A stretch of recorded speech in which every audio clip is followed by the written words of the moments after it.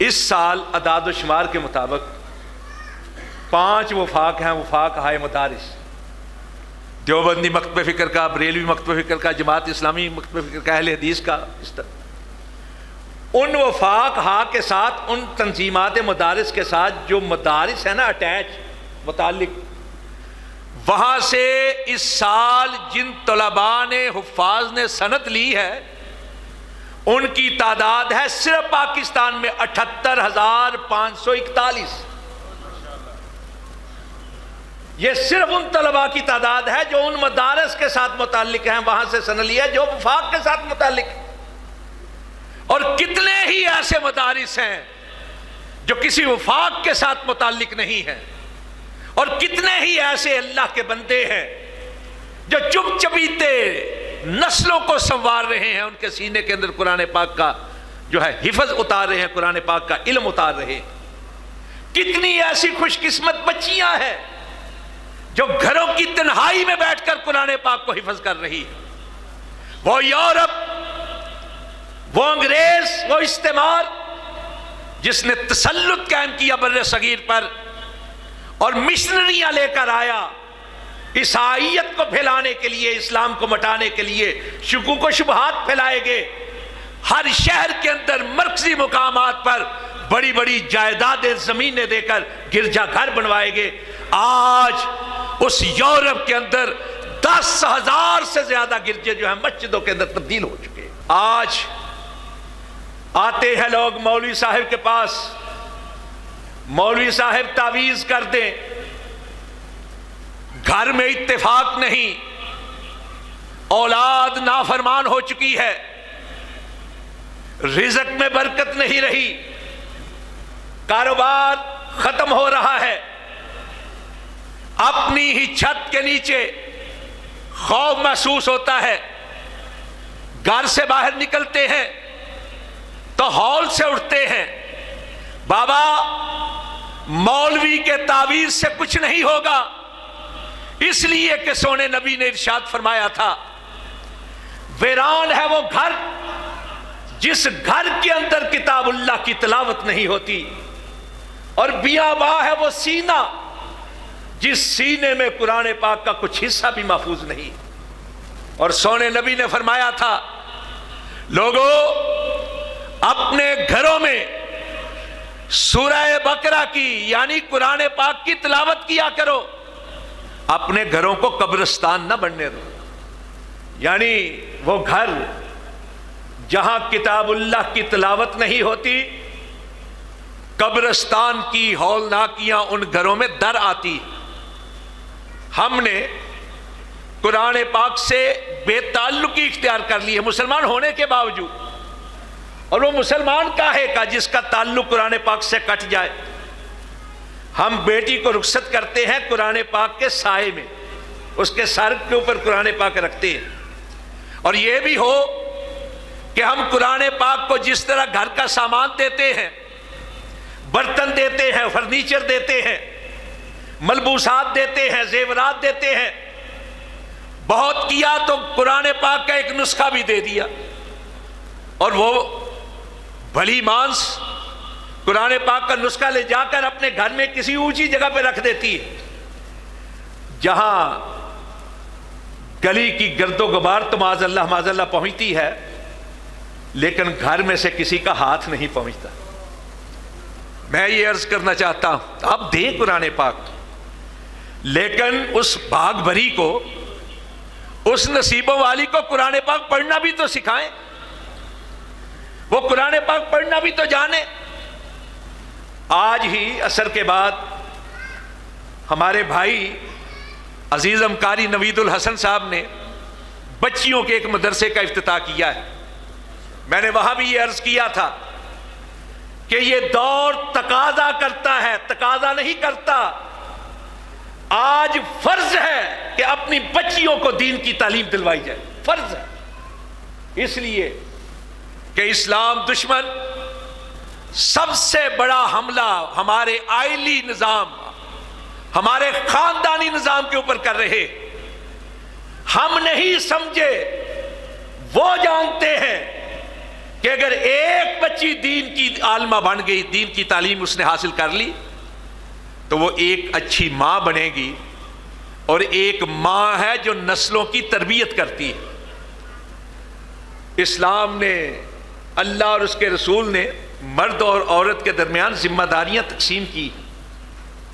مرد کی ذمہ داری ہے معاش کی ذمہ داری، روزگار کی ذمہ داری، وسائل کے حصول کی ذمہ داری، کہ لا کر اپنے گھر میں اپنی بیوی کے سپرد کرے، اس بیوی کے جو گھر میں بیٹھ کر آنے والی نسلوں کو تیار کر رہی ہے، جو گھر میں بیٹھ کر امت مسلمہ کی بنیاد رکھ رہی ہے، جو گھر میں بیٹھ کر محمد بن قاسم بنانے کا کام رکھتی ہے، جس کا فریضہ طارق بن سیاد بنانے کا ہے، جس کا کام امام بخاری جیسے بچے تیار کرنا ہے، جس کا کام امام مسلم، امام ترمذی، امام ابو داؤد، امام نسائی جیسے بچے تیار کرنے کا ہے۔ یہ تھا اصل فریضہ جو عورت کے سپرد کیا ہے اسلام۔ اسلام دشمن اس چیز کو سمجھتا ہے، چنانچہ وہ فیمنزم کے نام پر، حقوق نسواں کے نام پر، وہ چاہتا ہے کہ ان کا فیملی سسٹم تباہ ہو جائے۔ حضرات، بچیوں کو قرآن پاک دیں، لیکن قرآن پاک پڑھنا بھی سکھائیں، قرآن پاک سمجھنا بھی سکھائیں۔ ہم نے قرآن پاک سے رسمی تعلق قائم کر رکھا ہے، صرف رسم۔ کسی کو دھوکہ دینا ہو، کسی پہ اپنا اعتبار باندھنا ہو، کسی کو اپنے اعتماد کے شکنجے میں لانا ہو، تو قرآن پاک پہ حلف دے دیا جاتا ہے۔ ہم نے قرآن پاک سے سمجھا ہے صرف اس کے اوپر ہاتھ رکھ کے حلف دینا ہے۔ میں وہاں بیٹھ کے واقعات بتا رہا تھا پاکستان کی سیاست کے، کہ کس طرح قرآن پاک پر ہاتھ رکھ کے قسم کھانے والے سب سے پہلے عہد شکنی کرتے ہیں، بے وفائی کرتے ہیں۔ قرآن پاک اس لیے نہیں آیا تھا کہ قرآن پاک پر ہاتھ رکھ کے جھوٹی قسمیں اٹھائی جائے، اور بعض بدبخت تو ایسے ہیں کہ ایک قرآن پاک کیا پوری تاج کمپنی بھی ان کے سر پر رکھ دیں، جھوٹ بولنے سے پھر باز نہیں آتا۔ اور خود تاج کمپنی کے اندر جو فراڈ ہوا ہے وہ بھی آپ کے سامنے۔ قرآن پاک ان رسموں کے لیے نہیں آیا تھا۔ یا ہمارے ہاں ایک رسم چل نکلی ہے، شاید آپ کے ہاں بھی ہو، کہ جب کوئی فوت ہو جاتا ہے، مولوی صاحب تشریف لاتے ہیں، قرآن پاک اٹھاتے ہیں، اس مردے کی چارپائی کے گرد قرآن پاک کے 7 چکر لگواتے ہیں۔ آپ جانتے ہیں 7 چکر کہاں لگوائے جاتے ہیں، کہاں لگائے جاتے ہیں، جانتے ہیں؟ کس کس نے حج اور عمرہ کیا ہے؟ ماشاءاللہ ہاتھ ذرا اٹھائے۔ جن لوگوں نے نہیں کیا، اللہ ان کے نصیب میں بھی اپنے گھر کی زیارت، اپنے نبی کی مسجد کی زیارت نصیب کرے۔ ایک آدمی جس کو احساس ہو کہ اس نے اپنے تعلق کو اللہ کے ساتھ، اپنے رب کے ساتھ جوڑنا ہے، اپنے گناہوں کی بخشش کے لیے سرمایہ لگا کر سمندر پار جاتا ہے مکہ مکرمہ میں، اور بیت اللہ کے گرد 7 چکر لگاتا ہے کہ اللہ اس کے گناہوں کو معاف کر دے۔ یہاں وہ شخص جس نے ساری زندگی قرآن پاک کے احکامات کی، تعلیمات کی مخالفت کی ہوتی ہے، مر جاتا ہے، تو مولوی اللہ کے کلام کو، قرآن مجید کو اٹھا کر اس گناہگار کی میت کا طواف کرواتا ہے۔ معاذ اللہ۔ میں نے کبھی طعن و تشنیع کی زبان استعمال نہیں کی۔ میں کوشش کرتا ہوں کہ کبھی کوئی ایسی بات نہ کروں جس سے کسی کی دل آزاری ہو۔ کفر نفاق کے فتوے تو ہم صادر نہیں کرتے، لیکن ایک دعوت فکر تو ہم دے سکتے ہیں۔ میں آپ سے پوچھنا چاہتا ہوں، اگر قرآن پاک سر پر رکھا جائے تو قرآن پاک کا احترام ہے، اگر آنکھوں کے ساتھ مس کیا جائے تو قرآن پاک کا ادب ہے، اس کا قرآن پاک ہونٹوں کے ساتھ مس کیا جائے تو قرآن پاک کا ادب ہے، اگر چھاتی کے ساتھ لگایا جائے تو قرآن پاک کی تکریم اور ادب ہے، معاذ اللہ معاذ اللہ معاذ اللہ، خاکم بدہن، میرے منہ میں خاک۔ اگر قرآن پاک زیر ناف حصے کے ساتھ لگایا جائے تو قرآن پاک کی بے توقیری اور بے ادبی ہے یا نہیں ہے؟ اللہ معاف کرے، سوچتے ہوئے بھی کام نہیں شروع ہو، کب کبھی طاری ہو جاتی ہے۔ بے توقیری قرآن پاک کی ہے کہ نہیں ہے؟ اب میں پوچھتا ہوں، کوئی فتویٰ نہیں، کوئی فتویٰ نہیں۔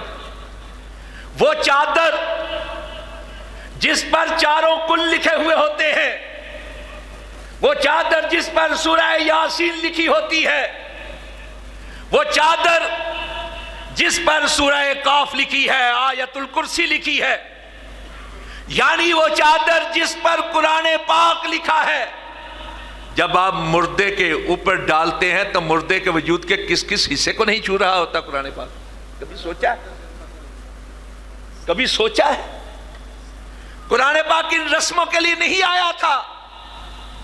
قرآن پاک آیا تھا کہ اس کو پڑھا جائے، اس کو سمجھا جائے اور اس پر عمل کیا جائے۔ ہم نے قرآن پاک کو صرف کتاب ثواب سمجھ لیا ہے، ہم نے قرآن پاک کو صرف کتاب تلاوت جان لیا ہے، ہم نے قرآن پاک کو کتاب ہدایت نہیں سمجھا، کتاب انقلاب نہیں سمجھا۔ کہنے کو چھوٹی سی بات ہے، سمجھنے کے لیے ایک پہاڑ ہے۔ میں یہ نہیں کہہ رہا کہ بغیر سمجھے قرآن پاک نہیں پڑھنا چاہیے۔ بعض ہمارے لوگ کہتے ہیں کہ قرآن پاک پڑھنے کا کیا فائدہ اگر سمجھا نہیں۔ قرآن پاک ایک ایسی کتاب ہے کہ اگر بے سمجھے بھی اس کو پڑھا جائے تو ایک ایک حرف کے بدلے میں 10 نیکیاں ملتی ہیں۔ بے سمجھے بھی اگر پڑھا جائے، ایسی فضیلت والی کتاب ہے، ایسے ثواب والی کتاب۔ اور اس کی دلیل رسول اکرم صلی اللہ علیہ وسلم نے فرمایا، اگر کوئی شخص پڑھتا ہے الف لام میم تو مت جانے یہ ایک حرف ہے، الف الگ حرف ہے، لام الگ حرف ہے، میم الگ حرف ہے، یعنی 3 حرف ہیں اور ان کے بدلے میں 30 نیکیاں ملیں گی۔ علماء کرام تشریف فرمائے، آپ جانتے ہیں الف لام میم کیا ہے؟ یہ حروف مقطعات ہیں۔ ایسے حروف قرآن پاک میں اور جگہ پہ بھی موجود ہیں۔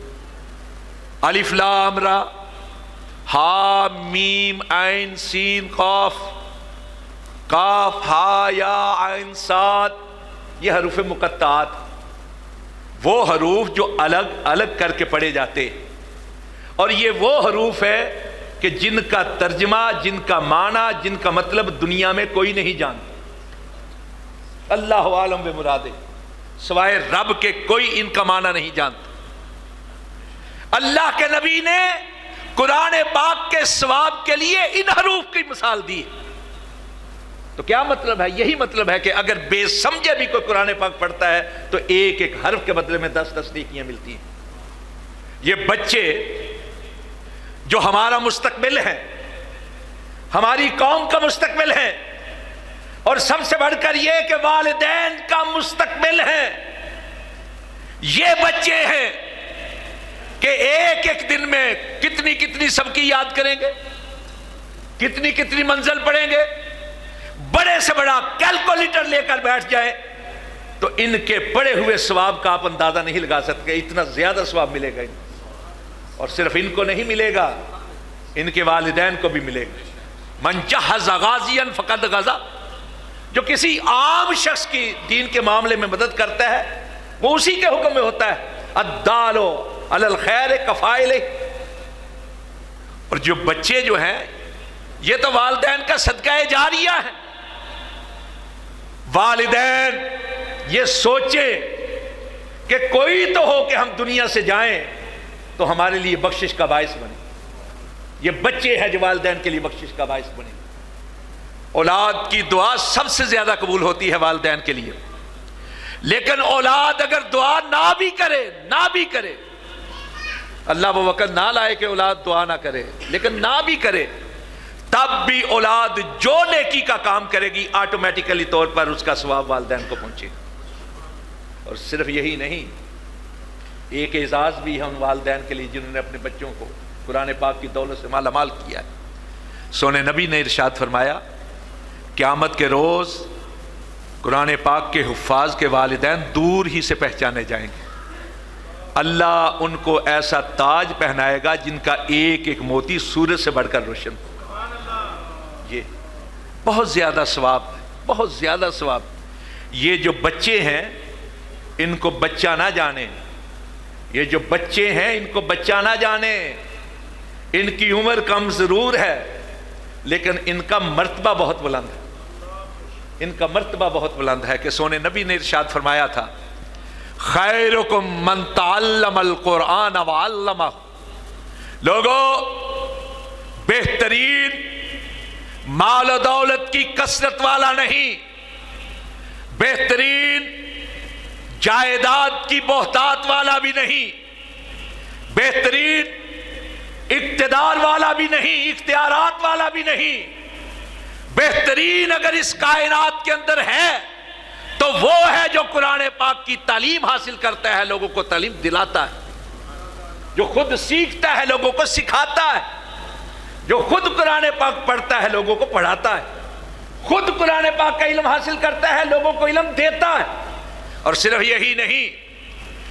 یہی نہیں، رسول اکرم صلی اللہ علیہ وسلم نے ارشاد فرمایا، کنز الاموال کی روایت حضرت ابو ہریرہ رضی اللہ تعالیٰ عنہ کہتے اور صاحب اللہ تعالیٰ تعالیٰ مسکراندہ رکھے، تاڑا چہرہ وے کہ مینوں بھی خوشی ہو رہی ہے لیکن گل سن لو، میں یہ عرض کر رہا تھا حضرت ابو ہریرہ رضی اللہ، بیٹا ادھر میری طرف دیکھیں، ماشاءاللہ اللہ تعالیٰ ان کو مسکرائے، یہ مجلس ہوتی ہے، عمر ہوتی ہے، توجہ اور طرف چلی جاتی ہے، میں زیادہ وقت نہیں لوں گا، تھوڑی سی باتیں کر کے آپ سے میں اصل میں اپنے لیے سعادت سمجھتا ہوں کہ میں آپ کے جو فیوز و برکات ہیں ان میں سے حصہ لینے کی کوشش کر رہا ہوں۔ کنز الاموال میں سونے نبی صلی اللہ علیہ وسلم کی ایک حدیث ہے جو حضرت ابو ہریرہ رضی اللہ تعالیٰ عنہ نے بیان کی ہے اور ان کا اپنا واقعہ ہے۔ حضرت ابو ہریرہ رضی اللہ تعالیٰ عنہ وہ صحابی ہیں جن سے سب سے زیادہ اللہ کے رسول کی حدیثیں روایت۔ ایک روز اپنی شاگردوں سے کہنے لگے، ہم جو تھے نا اصحاب صفہ ایک چبوترا ہے، اس وقت بھی تھا، آج بھی موجود ہے۔ جن لوگوں نے مسجد نبوی کی زیارت کی ہے وہ جانتے ہیں کہ وہ حصہ جسے اللہ کے نبی نے کہا تھا روضۃ من ریاض الجنہ، اس کے قریب میں ایک چبوترا ہے۔ تو اصحاب صفہ وہ صحابہ تھے، کوئی کہیں سے آیا ہوا، کوئی کہیں سے آیا ہوا، جن کا مدینہ ہے طیبہ میں کوئی گھر نہیں تھا، کوئی خاندان نہیں تھا، کوئی فیملی نہیں تھی، تو وہ اس چبوترے پہ پڑھ رہتے تھے، اللہ کے نبی سے دین کی باتیں سیکھتے۔ کسی کو زیادہ بھوک ستاتی، کچھ آ جاتا تو کھا پی لیتے، زیادہ بھوک ستاتی کچھ نہ آتا، زیادہ بھوک ستاتی تو باہر جا کر کچھ انتظام کر لیتے تھے۔ حضرت ابو ہریرہ نے اپنے شاگردوں سے یہ کہا کہ ہم جو تھے نا اصحاب صفہ، ہم چبوترے پہ پڑھ رہتے تھے، اللہ کے نبی سے دین سیکھتے تھے، قرآن پاک کی تعلیم، احادیث کی تعلیم، کچھ آ جاتا تو شکر الحمدللہ، نہیں تو میرے جو ساتھی تھے وہ مسجد نبوی سے باہر جا کر محنت مزدوری کر کے یا کسی اور طریقے سے اپنی بھوک کا انتظام کر لیتے، لیکن میں نہیں جاتا تھا۔ چنانچہ کئی وقت گزر جاتے، پیٹ میں ایک لقمہ خوراک نہیں گیا ہوتا تھا، کمزوری کی وجہ سے مجھ پر غشی طاری ہو جاتی، میں گر پڑتا، میرے پاس سے گزرنے والے مختلف قسم کی باتیں کرتے، کوئی کہتا ہے اس کو آسیب ہے، کوئی کہتا ہے اس کو مرگی ہے، کوئی کچھ کہتا، کوئی کچھ کہتا، میں سب کی باتیں سن لیتا تھا لیکن جواب دینے کی سکت نہیں ہوتی تھی۔ شاگردوں نے کہا استاذ مکرم، جب آپ کے ساتھی چلے جاتے تھے باہر تو آپ کیوں نہیں جاتے تھے؟ کہا صرف اس لیے نہیں جاتا تھا کہ کہیں ایسا نہ ہو ابو ہریرہ اپنے پیٹ کے لیے باہر چلا جائے اور ابو ہریرہ کی عدم موجودگی میں سونے نبی کوئی بات کہیں اور ابو ہریرہ نہ سن سکے۔ بھوکا رہنا گوارا تھا، پیاسا رہنا گوارا تھا، اللہ کے رسول سے جدائی گوارا نہ تھی۔ یہ ابو ہریرہ رضی اللہ تعالیٰ عنہ کہتے ہیں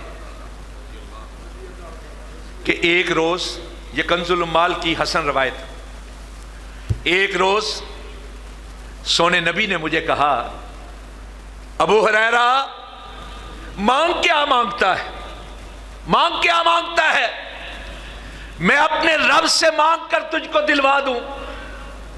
حضرات ذرا سوچیں ابو ہریرہ نے کیا مانگا ہوگا؟ وہ ابو ہریرہ جس کے پاس گھر نہیں، وہ ابو ہریرہ جس کے پاس کھانے کے لیے خوراک نہیں، جس کے پاس لباس کا فقدان ہے، جس کا کوئی خاندان نہیں، اس ابو ہریرہ نے کیا مانگا ہوگا؟ ہم جیسا کوئی ہوتا، مادہ پرستی کے دور کا پلا ہوا، تو وہ کہتا رقم مل جائے، دولت مل جائے، جائیداد مل جائے، کوئی پلاٹ مل جائے، اختیارات میں سے حصہ مل جائے، اقتدار نہیں تو کسی اقتدار والے کا قرب ہی مل جائے۔ لیکن قربان جائیے ابو ہریرہ کے مانگا تو کیا مانگا؟ کہا اوصینی یا رسول اللہ، اے اللہ کے رسول کچھ نہیں چاہیے، کوئی وصیت فرما دیجیے، کوئی وصیت فرما دیجیے۔ اور آپ جانتے ہیں وصیت کس کو کہا جاتا ہے؟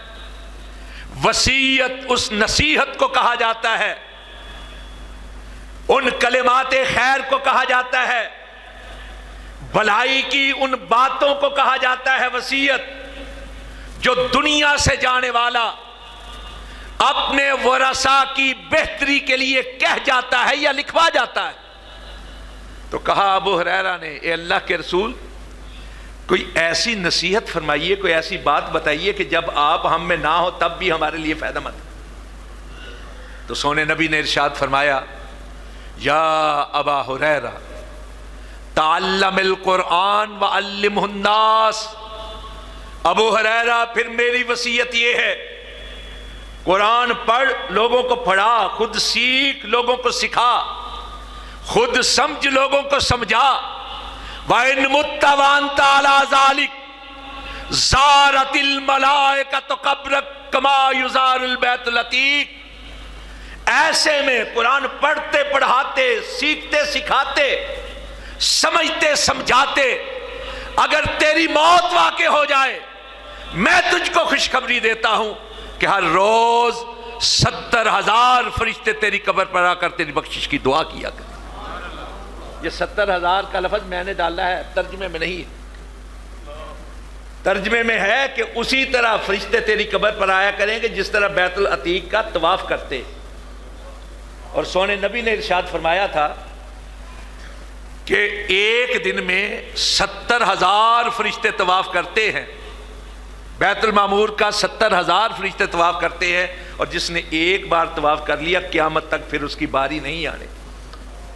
اور یہاں علماء کرام تشریف فرما ہے، میں تو ایک طالب علم ہوں، یہ 70,000 کا جو عدد ہے نا، یہ متعین عدد نہیں ہے۔ 70,000 اس وقت کا سب سے بڑا عدد اور سب سے بڑا فگر تھا۔ 70,000 سب سے بڑا۔ کیا ہوا؟ ہزاروں کی بات ہوئی، پھر لاکھ کا عدد آیا، پھر کروڑ کا عدد آیا، پھر ارب کا عدد آیا، پھر کھرب کا عدد آیا، ملین ہوا، بلین ہوا، ٹریلین ہوا۔ اس وقت سب سے بڑا عدد 70,000 تھا۔ تو مقصد یہ ہے، مطلب یہ ہے کہ جو قرآن پاک پڑھتا پڑھاتا ہوا اپنی زندگی بسر کر جائے، ان گنت بے شمار فرشتے اس کے لیے بخشش کی دعائیں کرتے۔ تو یہ نفع ہی نفع کا سودا ہے، یہ فائدے ہی فائدے کا سودا ہے جو ان بچوں نے کیا ہے، جو ان بچوں کے والدین نے کیا ہے۔ اور یہاں میں اپنی بات کو مزید سمیٹتے ہوئے، مجھے حکم ہوا تھا 9:30 کا، 3 منٹ باقی ہیں، ذرا بات سمجھ۔ انڈیا سے یہ خبر آئی ہے اب سے کہ وہاں ایک بدبخت وسیم رضوی نے بھارت کی سپریم کورٹ میں رٹ دائر کی ہے کہ قرآن پاک کی 26 آیتیں قرآن پاک سے ختم کر دینی چاہیے۔ یہ ایک الگ موضوع ہے قرآن پاک کی حفاظت کا۔ میں صرف یہ عرض کرنا چاہتا ہوں، ایک فرد کیا، ایک حکومت کیا، ساری کائنات مل کر بھی قرآن پاک میں ترمیم نہیں کر سکتی۔ اس کی حفاظت اللہ نے اپنے ذمہ لی ہے. انا نحن نزلنا الذکر وانا لہ لحافظون.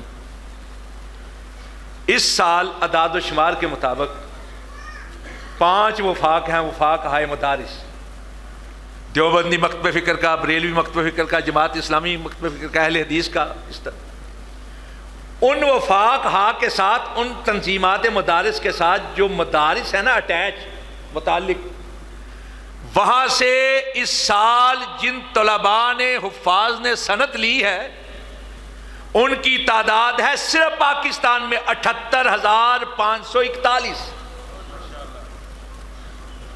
یہ صرف ان طلباء کی تعداد ہے جو ان مدارس کے ساتھ متعلق ہیں، وہاں سے سند لیا جو وفاق کے ساتھ متعلق ہے.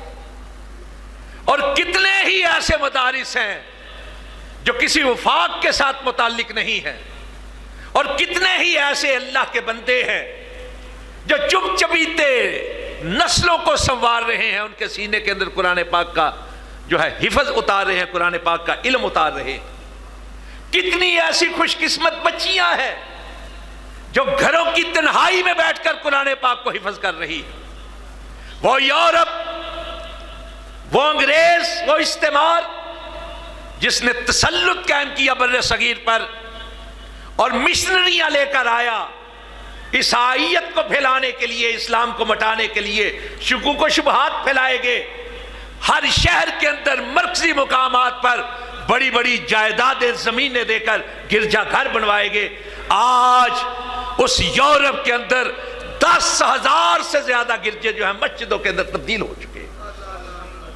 میں برطانیہ کے اندر خود مشاہدہ کر کے آیا، کئی گرجا گھر مسجدیں بن چکے ہیں، اور کئی ایسے گھر ہیں جو لوگوں نے مسجدوں کے اندر تبدیل کیے ہیں، اور کئی ایسی مقامات ہیں نئی جگہ لے کر مسجدیں بنوائی ہیں. کوئی مسجد ایسی نہیں جہاں آج قرآن پاک کی حفظ کا وہاں مدرسہ نہ. اتنے حفاظ ہیں برطانیہ کے اندر کہ ان کو تراویح میں قرآن پاک سنانے کے لیے جگہ نہیں ملتی. انشاءاللہ العزیز قرآن پاک ہمیشہ رہے گا انشاءاللہ العزیز. اور جب تک ایسے معصوم بچے ہیں جو ایک اجنبی زبان پر مبنی پوری کی پوری کتاب اپنے سینے میں محفوظ کر لیتے ہیں، اس طرح محفوظ کرتے ہیں کہ اس میں زبر زیر تک کا فرق نہیں ہوتا، حروف کا فرق تو بڑی دور کی بات ہے. میں ایک بار پھر آپ کو مبارکباد پیش کرتا ہوں، اس ادارے کی انتظامیہ کو مبارکباد پیش کرتا ہوں، اساتذہ کو، حضرت قاری صاحب کو، اور ان بچوں کے والدین کو، اور پھر ان بچوں کو مبارکباد پیش کرتا ہوں کہ انہوں نے نفع ہی نفع کا سودا کیا ہے، اور یہ وہ سودا ہے کہ دنیا بھی بہتر اور آخرت بھی بہترین. واقول قولی ھذا استغفر اللہ لی ولکم اجمعین.